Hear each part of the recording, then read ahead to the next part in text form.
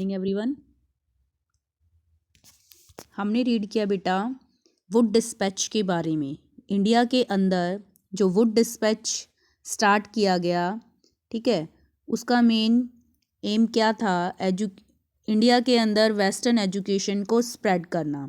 तो Wood dispatch के अंदर कौन से पॉइंट्स थे, उन सभी के बारे में हमने रीड करना स्टार्ट किया था। फर्स्ट पॉइंट हम उसका रीड कर चुके थे। फर्स्ट पॉइंट में ये था कि जो वेस्टर्न एजुकेशन है वो प्राइमरी लेवल से यूनिवर्सिटी लेवल तक मतलब स्टार्ट की जाएगी। सेकंड पॉइंट की अब हम देखते हैं। The medium of instruction at primary level was to be vernacular. Vernacular means होता है लोकल लैंग्वेज। तो जो ये वो डिस्पैच था उसके अंदर एक ये प्रोविज़न दिया हुआ था कि जो प्राइमरी लेवल से ही जो इंस्ट्रक्शन देने का मीडियम मीन्स जिस लैंग्वेज को वो यूज़ किया जाएगा वो प्राइमरी लेवल पर वर्नाकुलर मतलब उनकी लोकल लैंग्वेज में ही इंस्ट्रक्शन दी जाएंगी।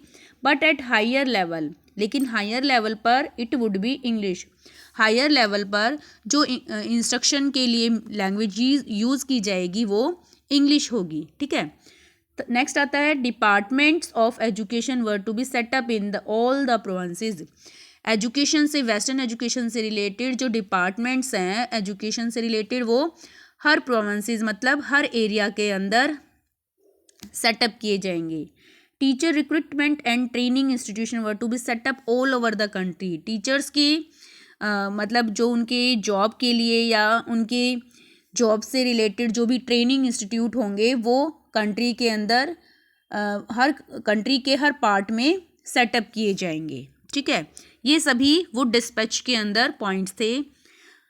इन 1857 universities were set up in Calcutta, Bombay and Madras. 1857 में जो यूनिवर्सिटीज़ थी वो कैलकाटा, बॉम्बे और मद्रास में सेटअप की गई। मॉडल्ड ऑन लंदन यूनिवर्सिटी, किसके आधार पर? जैसी यूनिवर्सिटी लंदन में थी उन्हीं के आधार पर उन्हीं के जैसी यूनिवर्सिटीज़ कैलकाटा, बॉम्बे और मद्रास में 1857 में सेटअप कर दी गई। 2 colleges of engineering were set up in Roorkee and Calcutta. 2 colleges भी सेटअप किए गए, कहाँ पर? कैलकाटा और रुड़की में। Medical colleges were set up in Bombay, Madras, Calcutta and Lahore. कुछ मेडिकल कॉलेजेस भी सेटअप किए गए, कहाँ कहाँ? बॉम्बे, मद्रास, कैलकाटा और लाहौर में। ओके, अब बात करते हैं ground breaker. Sir William Jones was a linguist who arrived in Calcutta in 1783 from Britain. देखिए, सर विलियम जोन्स जो थे वो एक लिंग्विस्ट थे। लिंग्विस्ट का मतलब होता है जो एक से ज़्यादा लैंग्वेजेस की नॉलेज रखता हो। ये 1783 में कैलकाटा पहुँचे ब्रिटेन से। During his stay he developed an interest in Sanskrit and started studying ancient Indian text. इन्होंने जब ये यहाँ रहे इंडिया के अंदर तो उन्होंने संस्कृत के बारे में, संस्कृत के नॉलेज और संस्कृत के जो टेक्स्ट, इंडियन जो टेक्स्ट थे इंडिया के एनिशिएंट, प्राचीन पुराने टेक्स्ट वो संस्कृत लैंग्वेज में थे। तो उन्होंने इंडियन टेक्स्ट रीड करने के लिए, पढ़ने के लिए, उन्हें समझने के लिए संस्कृत लैंग्वेज को सीखने में और उसको सीखने में और पढ़ने में इंटरेस्ट दिखाया। He also translated many of them into English. कुछ टेक्स्ट को इन्होंने, इंडियन टेक्स्ट को इंग्लिश में भी ट्रांसलेट करा। He did it keeping in mind 3 purpose. इन्होंने जो ट्रांसलेशन कराई इन इंडियन टेक्स्ट की इंग्लिश में, तो किस चीज़ को माइंड में रखकर? 3 चीज़ें इनके माइंड में थी। फर्स्ट, टू हेल्प, अगर वो इन टेक्स्ट को इंग्लिश में ट्रांसलेट करा देंगे तो क्या क्या इनके माइंड में थी कि to help Indians understand their own history, कि जो इंडियन होंगे, ठीक है, वो अपनी हिस्ट्री से परिचित हो सकेंगे, अपनी हिस्ट्री के बारे में जान सकेंगे। ठीक है, और to help Indians rediscover their lost heritage, Indians की जो विरासत जो उनकी खो गई है उसे दोबारा से वो डिस्कवर कर सकेंगे।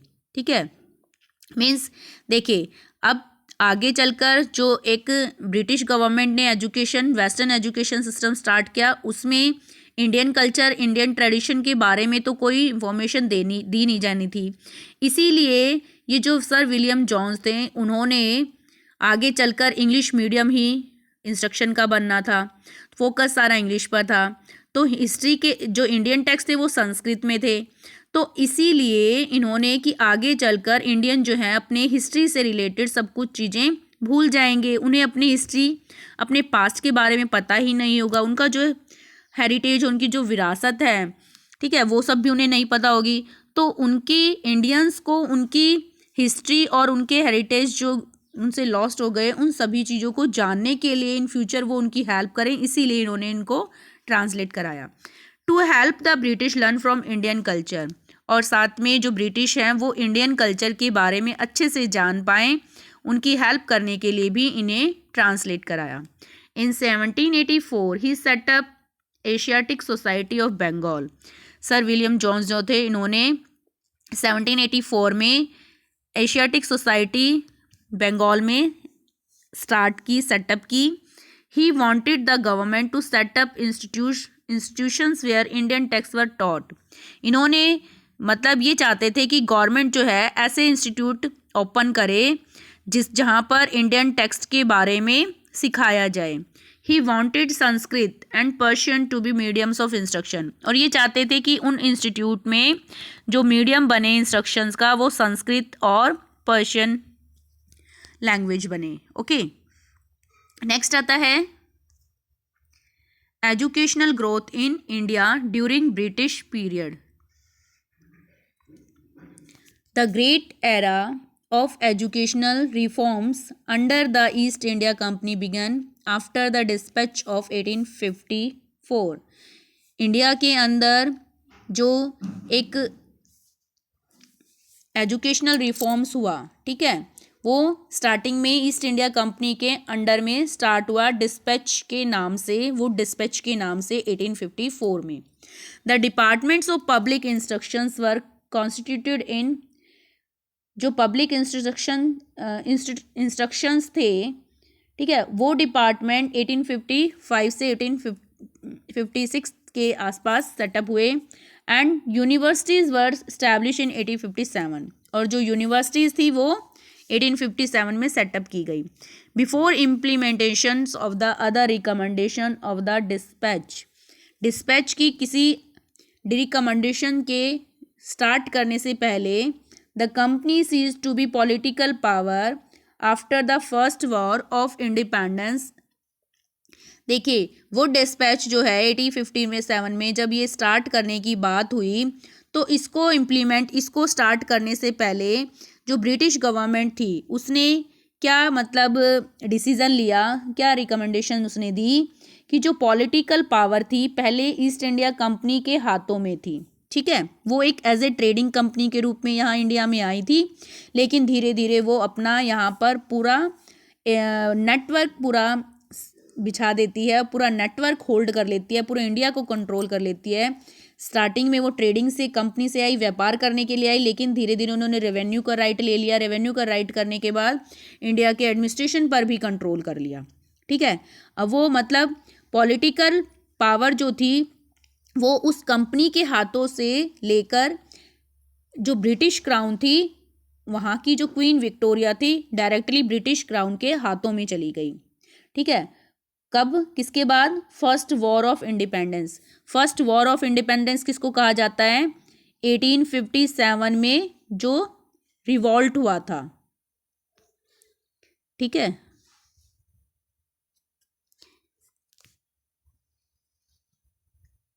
जो 1857 में रिवॉल्ट हुआ था, उस रिवॉल्ट को first war of independence call किया जाता है, क्योंकि ये फर्स्ट लार्ज स्केल पर एफर्ट्स था इंडियंस का कि वो इसके थ्रू, इस रिवॉल्ट के थ्रू, इस विद्रोह के थ्रू इंडिपेंडेंस, स्वतंत्रता गेट करना चाहते थे, लेकिन कुछ कमियों की वजह से ये फर्स्ट वॉर इंडिपेंडेंस का सक्सेसफुल नहीं रहा। क्यों? क्योंकि एक तो इसका एक लार्ज मतलब ये पूरे एरिया में एक साथ नहीं स्टार्ट हुआ, अलग अलग टाइम पीरियड पर हुआ, ठीक है, जिसकी कुछ कमियां रही, ठीक है, जिसकी वजह से ये इंडिपेंडेंस जो हमें 1857 में मिलनी थी वो आगे जाकर हमें 1947 में मिली, ठीक है। तो मतलब कुछ कमियों की वजह से हम यहाँ पर फ्रीडम गेट नहीं कर पाए थे।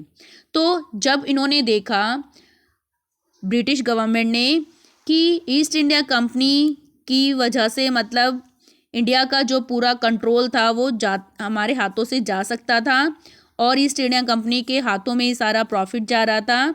तो ब्रिटिश गवर्नमेंट जो है डायरेक्टली अपने हाथों में कंट्रोल ले लेती है, ठीक है। And the government of India came directly under the crown in 1858 by the proclamations of Queen Victoria. India के अंदर उस टाइम गवर्नमेंट कौन सी थी? ब्रिटिश गवर्नमेंट थी। तो इंडिया की जो गवर्नमेंट है उसको डायरेक्टली 1858 में ब्रिटिश क्राउन जो क्वीन विक्टोरिया थी वो अपने हाथों में ले लेती हैं। So there was a rising tide of government institution in the country after 1858। इसीलिए जो इंडिया के अंदर गवर्नमेंट इंस्टीट्यूशन है 1858 के बाद स्टार्ट हुए सेटअप होना। अब आता है the establishment of 3 universities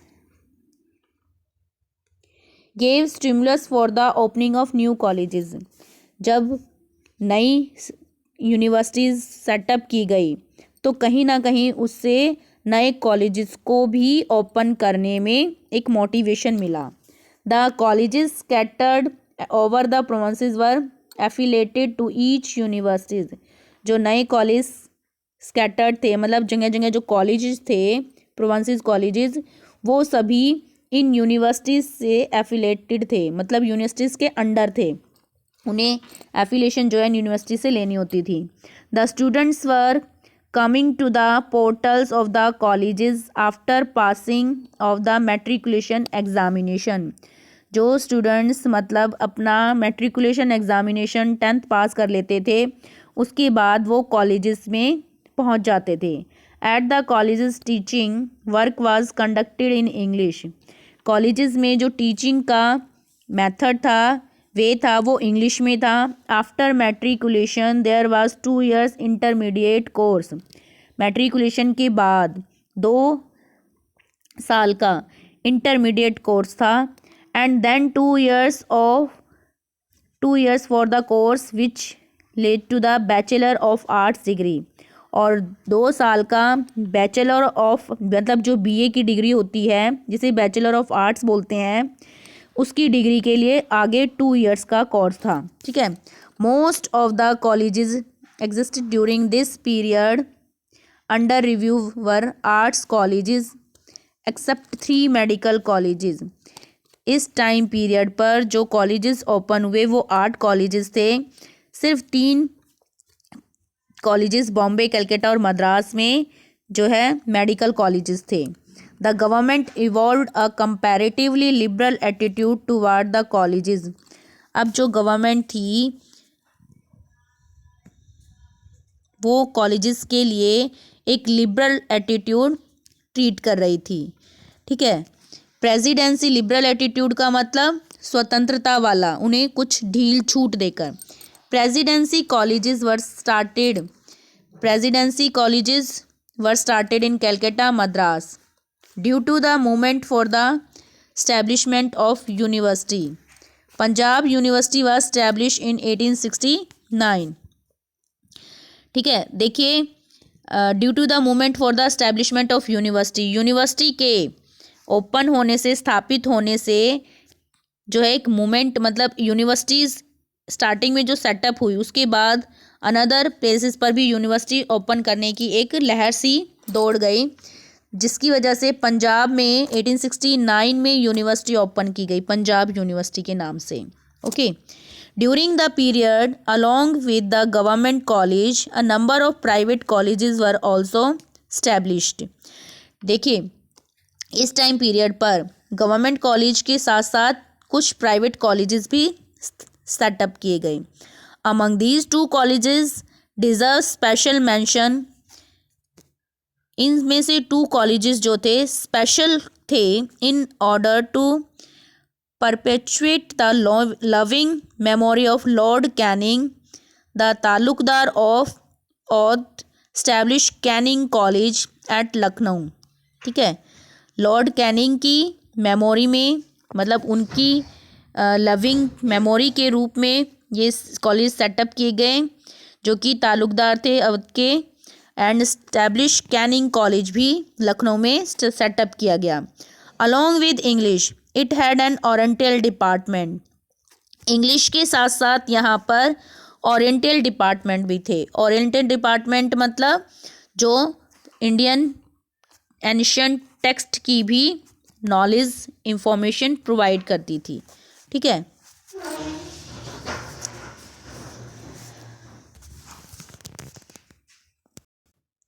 so to से this college was the nucleus of present Lucknow university. इसलिए मतलब ये सब कहा जा सकता है कि दिस कॉलेज वाज, ये जो कॉलेज था, न्यूक्लियस ऑफ प्रेजेंट लखनऊ में जो कॉलेज सेटअप किया गया, जो यूनिवर्सिटी सेटअप की गई, वो न्यूक्लियस थी, एक सेंटर पॉइंट थी। किस पर्पस के लिए? वेस्टर्न लर्निंग स्प्रेड करने के लिए। किनके अमंग, किनके बीच? मुस्लिम्स के। और जो मोहम्मडन एंग्लो ओरिएंटल कॉलेज थे was founded by sir Syed Ahmad Khan at Aligarh. जो मुस्लिम्स थे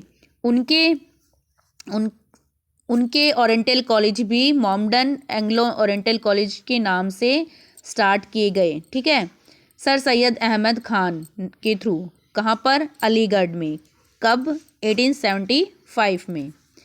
इन मद्रास में 2 हाई स्कूल्स अपग्रेड किए गए कॉलेजेस में। ठीक है, हाई स्कूल्स को अपग्रेड कर दिया कॉलेजेस में। In Calcutta also some school, Calcutta में भी कुछ स्कूल्स जो है raise to standard of colleges, कुछ स्कूल्स को कॉलेजेस तक बढ़ा दिया गया। Viz metropolitan colleges 1858, city college 1879, Albert college 1881 etcetera, ये सभी कॉलेजेस ओपन किए गए। बिसाइड दीज, इनके अलावा for the education of princes, Rajkot college, Mayo college Ajmer, Delhi college Indore and Asian college Lahore were establish at Calcutta and engineering college was also started. ये सभी places पर in time period पर ये कॉलेजेस ओपन किए गए। In this period, considerable attention was paid for the expansion of secondary education. इस time period पर colleges के अलावा सेकेंडरी एजुकेशन के जो स्कूल्स थे उन्हें भी एक्सपेंड करने की स्टार्टिंग की गई। Side by side government schools, many private schools sprang up. Government school के साथ साथ कुछ प्राइवेट स्कूल्स भी ओपन हुए। Since the system of grant in aid encourage the private enterprise for the establishment of schools, मतलब private schools को establishment करने के लिए, सेटअप करने के लिए गवर्नमेंट की तरफ से कुछ ग्रांट, कुछ सहायता भी दी गई। The number of government secondary school was on an ascending order. इसीलिए बहुत सारे गवर्नमेंट स्कूल्स भी जो है ओपन किए गए। Due attention was also paid by the government for the expansion of primary education. अब जो गवर्नमेंट के थ्रू प्राइमरी एजुकेशन स्कूल्स पर भी ध्यान दिया गया। By establishing state primary school, state के अंदर जो प्राइमरी स्कूल थे उनको ओपन करके। Pertaining to the sanctions of grant in aid, government framed rules for each province. हर प्रोविंसेस में जो भी स्कूल्स ओपन किए गए उनके लिए कुछ गवर्नमेंट की तरफ से सहायता इन प्राइवेट और गवर्नमेंट स्कूलों को सेंशन की गई, अलॉट की गई। ठीक है। The liberal financial assistance to the private schools helped in the growth of the schools. जो liberal financial assistance to the private school helped in the growth of school, जो खुद प्राइवेट निजी स्कूल थे उनकी ग्रोथ की help के लिए, मतलब वो भी स्कूल ग्रोथ कर सकें उसके लिए गवर्नमेंट की तरफ से कुछ फाइनेंशियल स्वतंत्रता भी दी गई, कुछ हेल्प भी दी गई। But in most of the secondary school English was the medium of instruction. लेकिन जो सेकेंडरी स्कूल थे उनमें इंस्ट्रक्शंस का जो मीडियम बनाया गया वो इंग्लिश बनाया गया। English began to be taught in some of the middle school also. कुछ मिडल स्कूल में भी इंग्लिश को सीखना और सिखाना कंपल्सरी किया गया। Then there were 2 categories of middle schools. और इसके बाद 2 कैटेगरीज मिडिल स्कूल्स की आई, Anglo vernacular and vernacular middle schools. एक तो एंग्लो वर्नाकुलर जहाँ पर इस इंग्लिश लैंग्वेज को सिखाया गया, और एक वर्नाकुलर जहाँ पर लोकल लैंग्वेज के थ्रू मिडिल स्कूल में इंस्ट्रक्शंस दी जाती थी। ठीक है, इस तरह के 2 टाइप्स यहाँ देखने को मिले। There were growing demand for English education. Most of the schools were manned by untrained teachers. देखिए, अब इंग्लिश एजुकेशन की डिमांड बढ़ रही थी, तो मोस्ट ऑफ द जो स्कूल्स थे उन्हें अनट्रेन टीचर्स उन्हें मिले, तो जिसकी वजह से there were only 2 teachers training institution throughout the country, one at Madras, क्योंकि ट्रेन टीचर्स की जो स्ट्रेंथ थी वो कम थी। तो इसीलिए क्यों कम थी, क्योंकि जो ट्रेनिंग इंस्टीट्यूशन थे टीचर्स के, वो एक तो मद्रास में था and the other at Lahore. Madras और लाहौर में 2 ही इंस्टीट्यूट थे उस टाइम ट्रेनिंग के। At the secondary stage much emphasis was laid on mere bookish and theoretical learning. और सेकेंडरी स्टेज पर ज़्यादातर किस पर एम्फेसिस दिया जाता था, was laid on mere bookish, केवल बुकिश और थियोरेटिक लर्निंग पर, थ्योरी पर। There was no provision for vocational education. उस टाइम कोई वोकेशनल एजुकेशन लर्निंग का प्रोविज़न, कोई मतलब फैसिलिटी नहीं थी। And this miserable state of affairs continue for a long time. और इस तरह की मिसरेबल दयनीय स्थिति जो है स्कूल्स की काफ़ी लंबे टाइम तक बनी रही। Primary education progressed with long strides. There were 2 types of primary institution. Primary education को प्रोग्रेस करने के लिए 2 टाइप के इंस्टीट्यूशन थे प्राइमरी इंस्टीट्यूशन में, लोअर प्राइमरी और upper primary. Barring a few expectation, indigenous schools were not encouraged, consequently these schools इधर disappeared और were merged into the state schools. देखिए, जो 2 कैटेगरी थी, लोअर और अपर, ठीक है। अब ये जो इंडिजिनियस स्कूल थे, मतलब जो वहाँ के लोकल स्कूल थे, उनसे एक्सपेक्टेशन की जा रही थी कि वो स्कूल्स वर नॉट एनकरेज, मतलब इनको एनकरेज करने की जो एक्सपेक्टेशन थी, मीन्स जो लोकल स्कूल थे उन्हें एनकरेज नहीं किया गया गवर्नमेंट की तरफ से, जिसकी वजह से वो स्कूल धीरे धीरे क्या हो गए, या तो बंद हो गए, डिसअपियर हो गए, या फिर वो स्टेट स्कूल्स, मतलब जो गवर्नमेंट स्कूल थे उनके साथ मर्ज हो गए। ठीक है, in the field of primary education desired result could not be achieve due to the scarcity of funds. अब प्राइमरी एजुकेशन के अंदर, इस फील्ड के अंदर जो भी स्कूल्स थे उनका मतलब जो रिज़ल्ट था वो उसमें कमी रही। क्यों कमी रही? क्योंकि उन्हें फंड्स जो है गवर्नमेंट की तरफ से वो टाइमली नहीं मिल पा रहे थे, इन डिफरेंट, या उनकी कमी की वजह से, ठीक है, फंड की कमी की वजह से। In different attitude of the personal and crooked policy of the government, और कुछ गवर्नमेंट ने बहुत ही क्रूक्ड, मतलब बहुत ही चालाकी वाली और अलग तरह का डिफरेंट एटीट्यूड जो लोकल स्कूल थे उनके साथ गलत ट्रीट किया। इसकी वजह से ये स्कूल कम ग्रो कर पाए जो लोकल स्कूल थे। In comparison to the increase of population the development of education was rather at a slow pace. Population की जो ग्रोथ थी वो तो बढ़ रही थी, लेकिन एजुकेशन का जो डेवलपमेंट था वो उतनी स्पीड से नहीं बढ़ पा रहा था। उसकी जो स्पीड थी ग्रोथ की वो स्लो थी। Hence education needed a more liberal and vital policy. अब एजुकेशन को जो है बहुत मतलब और ज़्यादा स्वतंत्रता देने की और इसके लिए लार्ज स्केल पर पॉलिसी बनाने की नीड थी। To look into all these problems, the famous Indian Education Commission was appointed in the year 1882। इसीलिए इस एजुकेशन, प्राइमरी जो ये एजुकेशन था, इससे रिलेटेड जो भी प्रॉब्लम थी इंडिया के अंदर, उन सभी को सॉर्ट आउट करने के लिए इंडियन एजुकेशन कमीशन जो है वो अपॉइंट किया गया 1882 में। ठीक है, अब नेक्स्ट क्लास में हम रीड करेंगे drawbacks and defects of western education.